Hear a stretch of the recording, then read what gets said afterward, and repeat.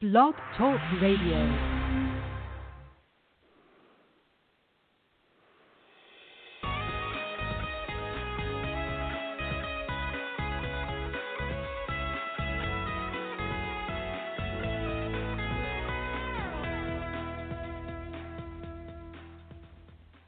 Hello, and you're on with Alan Potcotter, and you're listening to CallTalk for November 20th, 2018.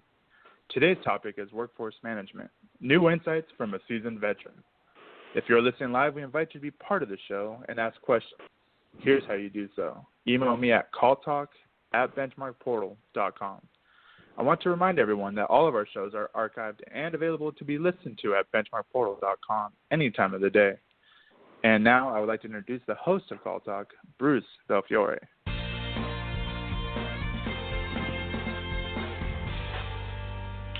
Thank you, Alan, and welcome back to Call Talk, everyone. Now, we all know that managing the workforce is key to success in the contact center sector, both for reasons of financial efficiency and for reasons of quality and effectiveness. And it also makes the lives of managers much more pleasant when it's done well. And that's why we wanted to talk more about workforce management and the changing contact center. So we brought in an expert on the topic for you, Rick Seeley, Senior Manager of Workforce Management for Concentrix.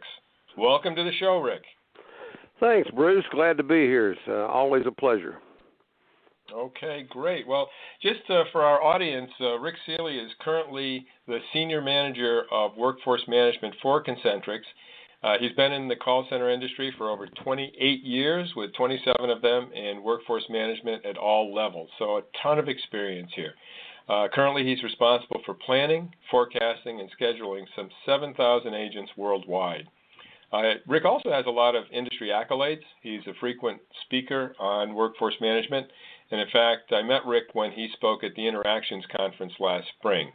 He's the chairperson for the NICE In Contact user group for Dallas-Fort Worth. He's a past advisory board member of the Society of Workforce Planning Professionals. And on the personal side, Rick has 25 years as high school sports official in Texas, and he also plays drums in a band all over the country. And he's married, his bio says, this time for 35 years. 3 children, 1 stepchild, 6 grandchildren. So Rick has had some heavy workforce management scheduling challenges on the home front as well. So we're just delighted to have you. And Rick, you know, the first thing I just have to ask you, 7,000 people is a ton of workforce management, planning, forecasting, and scheduling. How do you do it? Well, you know, a lot of it is the fact that I've got a great team, and I think that's paramount, that for every workforce manager out there, you've got to have a team that you can trust, you can develop, you can teach to get everything rolling the same way and everybody reading the same sheet of music, if you will, for a cliche. I've got a great team of 11 people that work on these 7,000 person schedules. We do capacity planning. We do the actual forecast, and of course, being an outsourcer as Concentrix is, we also have the challenge of working for two masters, if you will. You have our clients because we're an outsourcer to them, but you also have our internal, processes and things that have to be adhered to. So consequently, we end up with, serving two masters, but the big deal is to make sure that our clients that come to us for assistance all are served. And my team is really, really good with what we do. And we do from the capacity planning side, scheduling classes, scheduling hirings, tracking the attrition and shrinkage, all those routine things that a workforce manager does. We just do it on a bigger scale. And again, I'll just reiterate that since I'm part of Concentrix, I'm just a small piece of several workforce management teams like that around the world, basically. But yeah, we do it, and we use a lot of automation.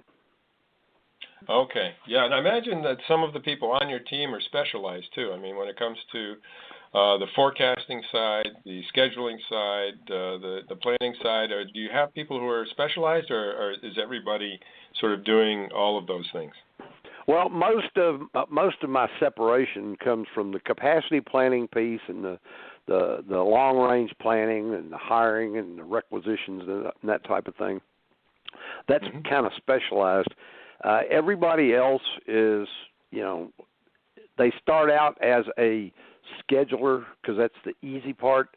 The forecasting piece gets a little more intricate, but I develop all of them with the end goal that you are a universal workforce management person. That's the end goal, so that you can do the forecasting, you can do the scheduling, you can adjust the forecast, you can make the schedule adjustments that are needed week to week, day to day, and then of course all the reporting that goes along with it. But the main topic is to get those guys in to learn the scheduling piece and then branch them out, develop them so that you have a full team that can have, backup capabilities, because you never know who's going to go get hit by a bus, and then tomorrow, you're short a person. So it's always good to have everybody trained across the board so that, workforce never lets up. Okay, so that's interesting because I've talked to different people, and some of them seem to be a little bit more siloed in the sense that, for the different areas, they have specializations, and those are the people who do that thing. And yours idea is more to have everybody cross-trained so that they can do it. I think your approach is, in terms of training, is definitely the best. It could be that in some cases people want accountability on specific silos for specific people, and that could be something that managerially could be an appropriate thing to do. But in terms of training and having sort of your mind opened up to what everybody's doing, your approach makes sure that everybody's mind is opened up. What are your thoughts on that, and also what I just said about accountability? Well, the accountability still exists. If you have a client and you have certain sites that you're assigned to, you are soup to nuts responsible for that. So they're accountable for that. And our operations groups all know those particular people. So if you're in Site A in New York and you're in Site B in California, there's somebody that's assigned as the responsible person for that site. So the accountability is still there. You don't get relieved of that. You just get to be more accountable from the forecasting and the scheduling side than just one part or the other. What we do with the training, I think that's what's key. That's different with what I do versus what other people or companies, even within Concentrix, do. Is I have training sessions with my team, and I will pick someone and I will give them a small topic because, just like anywhere else, everybody has, churn. They have the attrition, or they have the people getting moved to a different job or that type of thing. So this workforce team is not solid forever. So, you end up with having to retrain someone or extra train someone. So what I do is I have as just an option is I will assign specific topics to people to review with my team.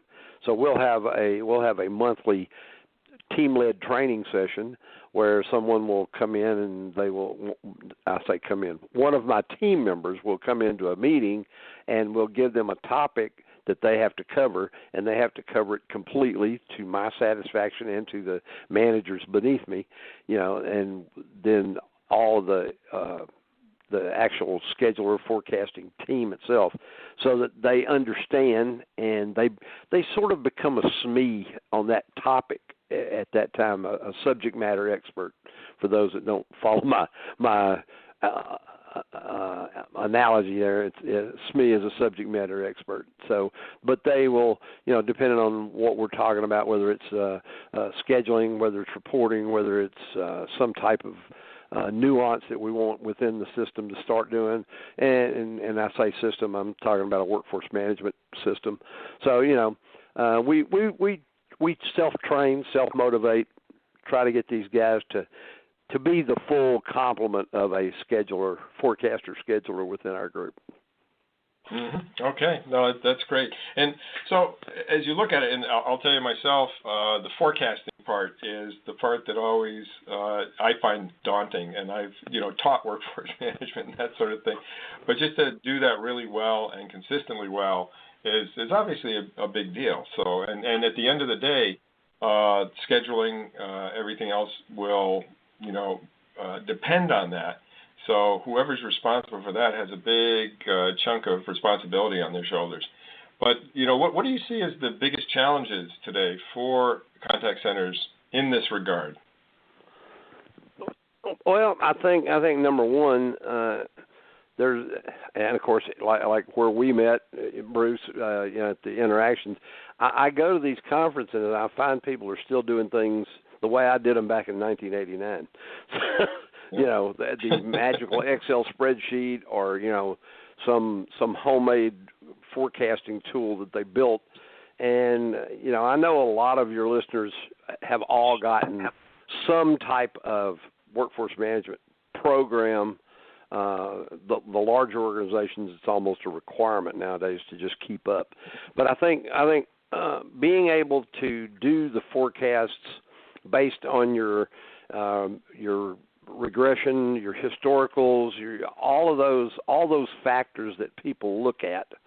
I think that it's essential that you get it to within a target goal of plus or minus 5%. Forecast to what your actuals come in. I think that's a legitimate goal. I used to work for another company that had a in-house workforce management team. It was not an outsourcer like we are at Concentrix, but our forecasting ended up getting down to where it was plus or minus 3%, and it was consistent month over month, week over week, and we had great targets to hit, but we improved on those. So it's all about knowing your history, knowing where you're going, understanding all of the things that factor into this. It's not just straight, you had 100 calls, that averages out to 100 calls. So, that's your next forecast. No, you've got to understand marketing. You've got to understand what weather, what holidays affect your staffing, what's your shrinkage, all those things that happen in any environment, in any business. You just have to be better, and you have to keep moving forward with all of your trends and history and everything to get to that ultimate product. And like I say, my goal when on the accounts, and I'll clarify this in just a second, but on all of my accounts, my target is plus or minus 5%. So, if you can get within that, you're going to be pretty close. Now, I have some accounts, since I am an outsourcer, that our client actually does the forecast. Says, here's your forecast. This is what you're going to get. Well, then we have to go validate that against what reality is. And then we end up going back to our clients as an outsourcer going, you said we were going to get 10,000 a day, but we only getting 6,000, and now that's costing us money. So you need to, we need to work together to improve that forecast you're giving us. So, it becomes then a bartering position. And what has happened with a few of my clients is we have actually taken over their forecasting because we do it better than they do. So, it's just about being accurate, Yep. Yeah. Well, and wow, 3% plus or minus on a consistent basis. That is super best practices. That is great. And just for those, because we have listeners, Rick, that go all the way from very large to quite small. So some of the people who are listening are probably still spreadsheeting, but they're growing to the point where they need to get the automated, they need to get the spreadsheets. I'm sorry, they need to get the software. Right. Oftentimes people will say that somewhere between 50 and 100 seats, depending on how many shifts you've got, how complex it is. You know, do you have at-home agents? All kinds of things sort of enter into the mix here as to when you have to go from the spreadsheets for your 20-seat center to something more sophisticated. But in terms of the plus or minus, 5%, do you find that for your clients that are smaller, can you still do that, or is it tough to do it for smaller clients? It is very tough. The smaller the client, the harder it gets, because as you know, percentage numbers, are more affected when you're talking about small numbers. 50% of 100 versus 50% of 10. That's a huge variance in your forecast. It's a huge variance in your scheduling. So that whole thing is, you're absolutely spot on with that comment, Bruce. The larger groups, you can afford a 3 or 5 or 7% variance and still cover everything. When you get down to those little units, trying to get it 5% may be impossible. Especially if you've got like a 24/7 operation and you've got 50 people or 60 people total, you're going to have 0 spots where you get calls or interactions, and you're going to get 0. And it's hard to manage that, because that 0 may appear at 3 in the morning, or it may appear at 7 in the morning. So you don't know. So you got a lot of studying to do with the smaller groups. They have a little bit more of a challenge. Mm-hmm. Yeah, absolutely. I agree. Well, we in fact, I have an online on-demand course on workforce management that deals with a lot of these issues, and they're fun. I mean, in the sense that they can stretch you mentally and bring you to places where a lot of people haven't been before in terms of reaching best practices. So that's a really good thing about it. But it is a challenge. There's no doubt about it. If we think about the challenges of what lies in back of all this, because I know you've thought a lot about people, right, and hiring and retention and work-life balance, things like that. What do you see as the biggest challenges from that side of things? Well, I think me personally, my biggest challenges that come from that is that work-life balance. I'll start there. That work-life balance is how flexible are you? How flexible can you be? Do you have automation set up to where if someone needs to make changes? I mean, I still find companies that are managing their vacation in a way of, okay, we're going to line everybody up and you're going to tell me what you want, and then we're going to go put it in a spreadsheet. And and I'm going, why do you do that when if you're a major company, you've got some software that's going to help you do that. You can get add-on software for certain things. You need to manage that work-life balance for the agents as well. That's one of the big, I guess you want to say, one of the big buzzwords these days in that. I mean, I come from after 28 years, I come from the old school. You want a job? Come on. But you do have to consider, you do have to consider that, because it is a different world out there. And whether it's coming from the hiring perspective, or, how do you tell them that, well, we can accommodate certain things or we can't accommodate them? And if you do accommodate them, how do you do it? And again, it goes back to me, it's about automation and having the right tools that'll let you allow the agent population to be more flexible, from, auto approving and auto denying requests. That takes a lot of work. I mean, as you said earlier, 7,000 agents is hard to manage. That's why I use automation. I've got setups that allow agents to log in and from home and ask for schedule changes. So it's a great thing, and it's all processed based on the parameters that I and my team set up for these different groups. So that becomes huge. Right, and in terms of that, being able to log on, ask for schedule changes, etc., that gets into the area of shift swapping and that sort of thing, right? Where you're giving people more flexibility. Some people may need some time for going to the student, the parent-teacher conference or something like that, whereas another person wants to have more overtime. Or wants to have a different thing, and you can sort of work with that, right? Can you tell us some stories about that? Some situations that have worked. Some tips there.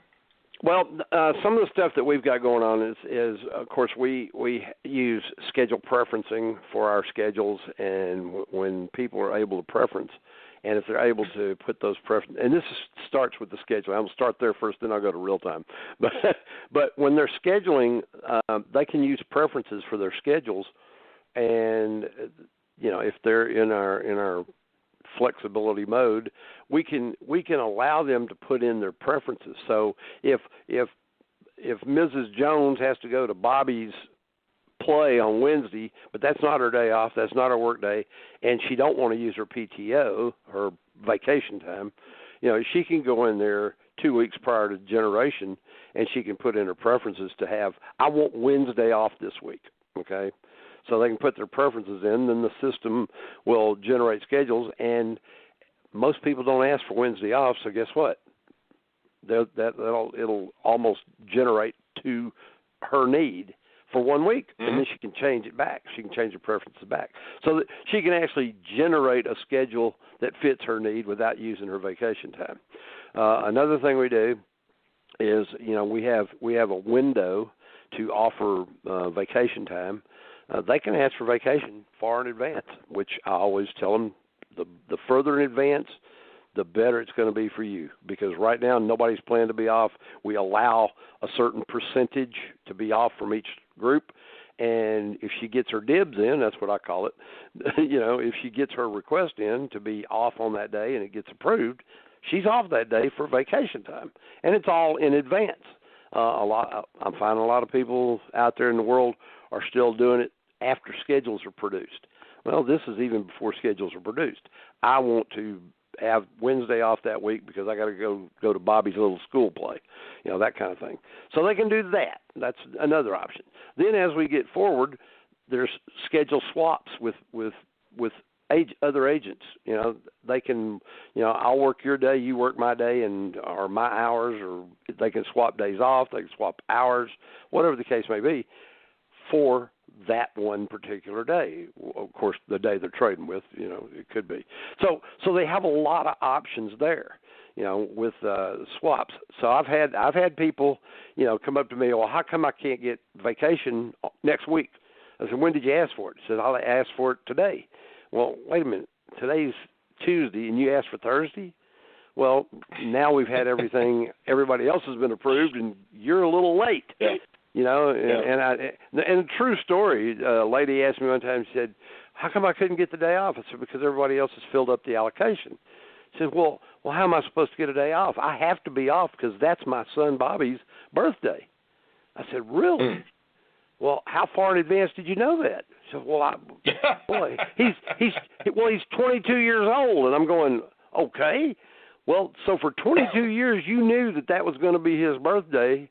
And even for the last 6 months, when you could have asked for the time off in advance and almost, without fail, be guaranteed that day off, you waited till the last minute to ask for it. So it goes back to educating the people so that they understand that they can get this stuff if they just plan it a little better, just a little better. It doesn't even have to be that much of a change. Just get it out there a little earlier. But then she said, well, I have to be off for my son's birthday. Well, he's 22 years old. You knew when you needed off, at least 22 years ago. So exactly. Yeah. No, that's right. So the flexibility is great. There still has to be responsibility and accountability that goes with all this, and that means that you have to understand how it all works. And actually, one other thing with the swaps is you have to make sure that you're swapping, and obviously the system will do this, with somebody who has equal training, because you can't swap with somebody who's in a different area and doesn't know anything about what you're going to do, right? Right, correct. It's all skills-based. It's all skills-based, and then it's just the way I've got my system set up, it's a body-for-body swap as long as the skills match. So I'm good.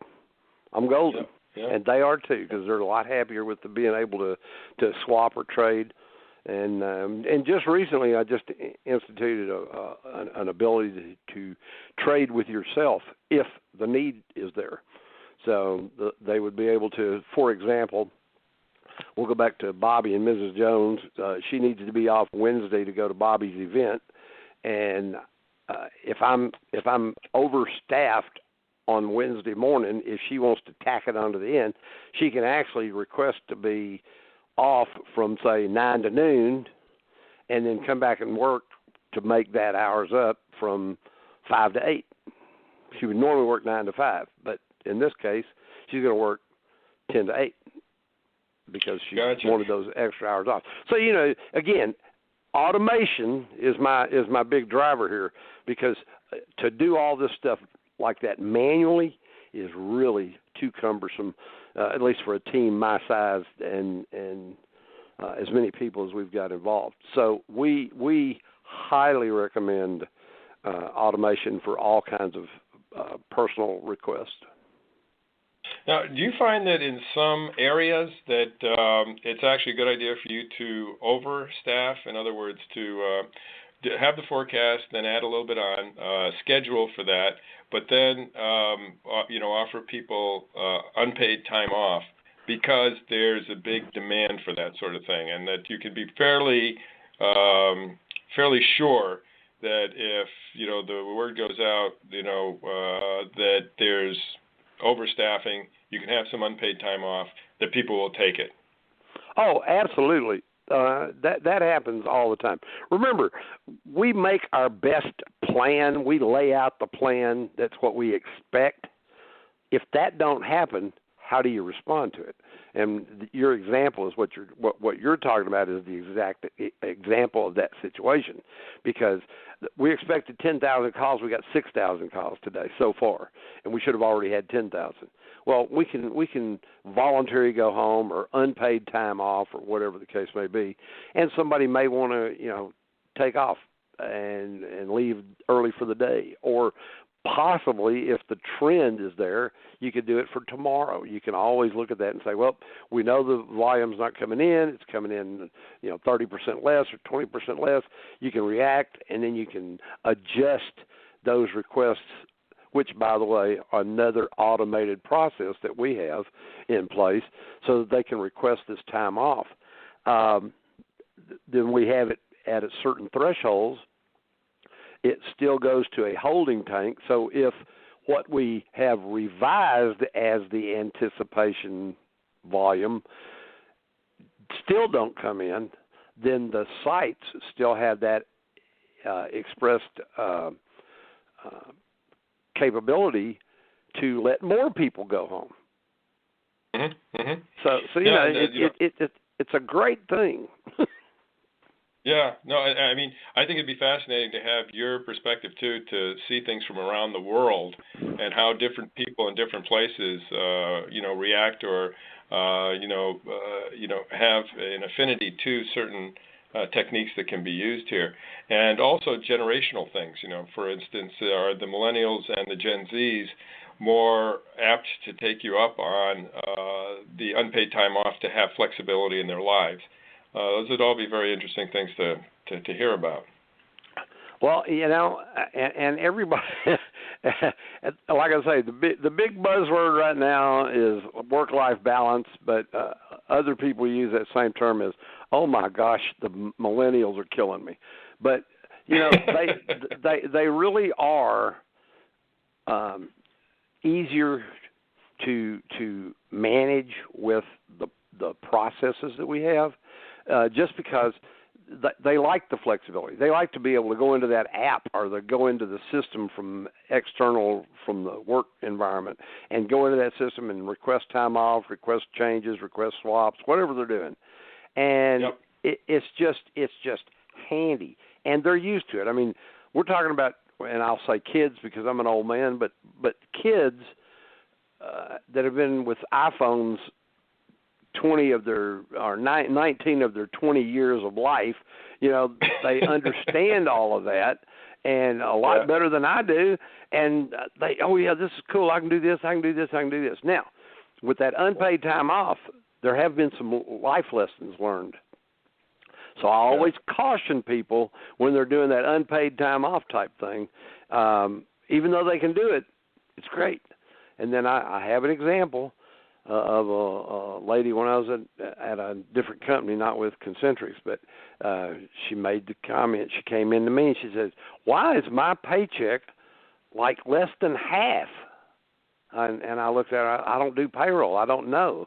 Well, it's saying I only had this many hours, and I pulled up her schedule in our system, and I said, "Well, yeah, you had for the 40 hours of work last week you were scheduled for, you had 25 hours of unpaid time off because you requested it." And they go, "Oh, my husband's going to kill me when I get home." That's what she said.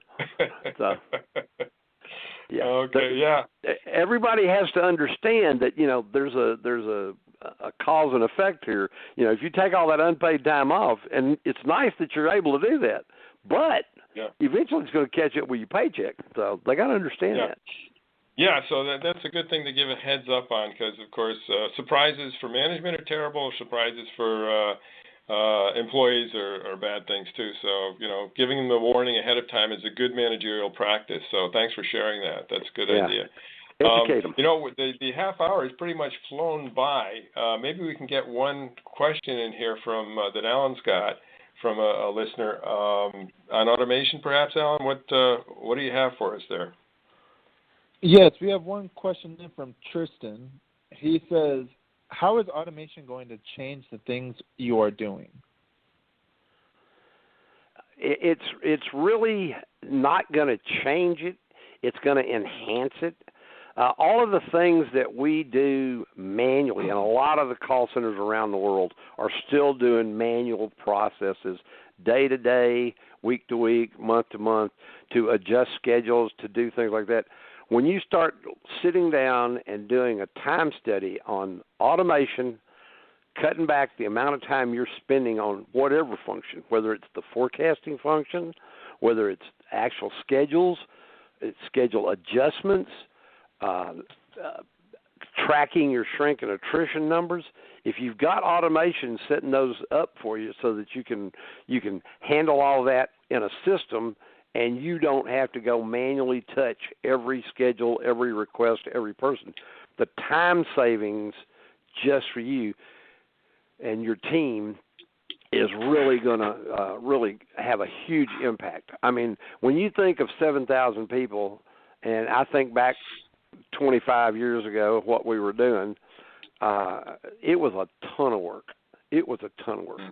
And we're talking about a single scheduler could stay busy 8 hours a day, all day long. Yeah. Well, think of the salary that single scheduler costs the company, and they could do 10 times as much with automation. Yeah. We see situations where the workforce management team has gotten beyond reason, and it's because they're still doing things manually. And, you need to accept the fact that it'd be a lot less expensive to have workforce management software doing this. It would be more accurate at the end of the day.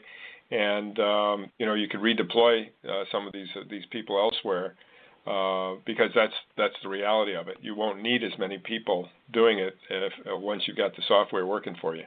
So. Or I'll go the other side of that argument and just say that you'll have more time to analyze what you have put out.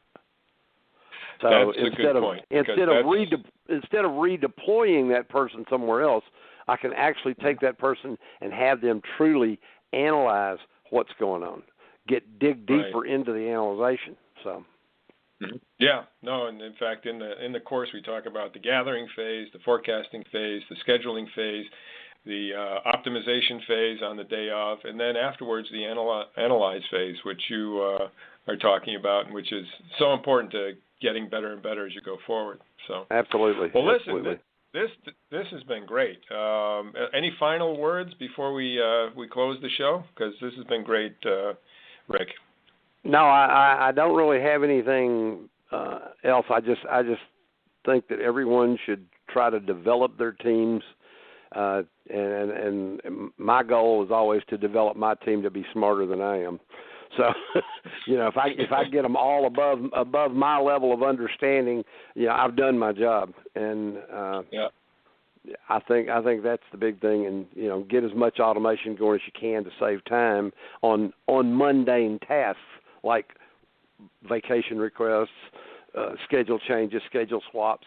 Take all of that manual process away from the guys that really need to go and analyze and look at and trend all the things going on within your contact center.